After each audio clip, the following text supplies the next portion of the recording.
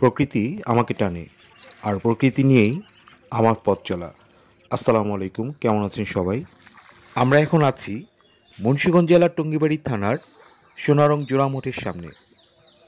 মুন্সিগঞ্জ আদি নাম ছিল বিক্রমপুর, যা বাংলাদেশের ঐতিহাসিক জেলা।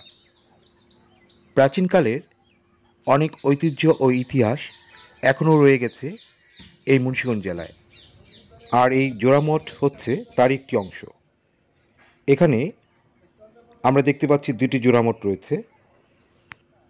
একটি নির্মাণ করা হয় 1843 সালে, যেটা বড়, এবং পরবর্তীতে ছোট যেটা সেটা নির্মাণ করা হয় 1886 খ্রিস্টাব্দে। তাই ঘুরতে ঘুরতে চলে এলাম এই জোড়ামঠ দেখার জন্য। এখানে উপরে যে দুটা মঠের অংশ দেখতে পাওয়া যায়, সেখানে ছোট ছোট অনেকগুলো পাখির বাসা রয়েছে। যে পাখিগুলোর শব্দ, কিচিরমিচির শব্দ আমার অনেক ভালো লাগে। সারা বাংলাদেশ থেকে এই টঙ্গিবাড়িতে জোড়ামঠ দেখার জন্য অনেক দর্শনার্থী এখানে আসেন। শুধু বাংলাদেশ থেকেই নয়, মুন্সিগঞ্জের এই প্রাচীন ঐতিহ্য দেখার জন্য বিদেশ থেকে অনেক দর্শনার্থী এখানে আসেন। এই জোড়ামঠ দুটি দুই সময়ে নির্মাণ করা হয়।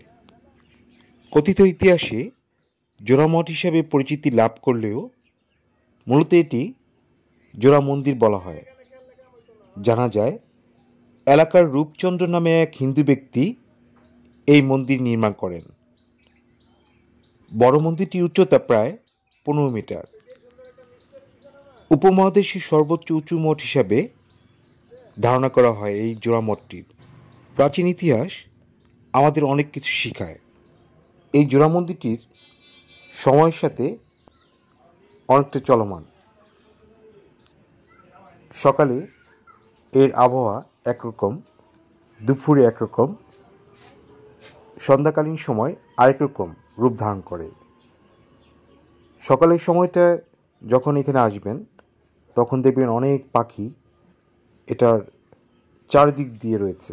আবার সন্ধ্যার সময় যখন এখানে আসবেন, বা সন্ধ্যার পূর্ব মুহূর্তে, তখন দেখবেন সারাদিন ঘুরে ফেরা পাখিগুলো যখন এখানে আসবে, তখন এই পাখির কিচিমিচি শব্দে আপনাকে অনেক মুগ্ধ করবে।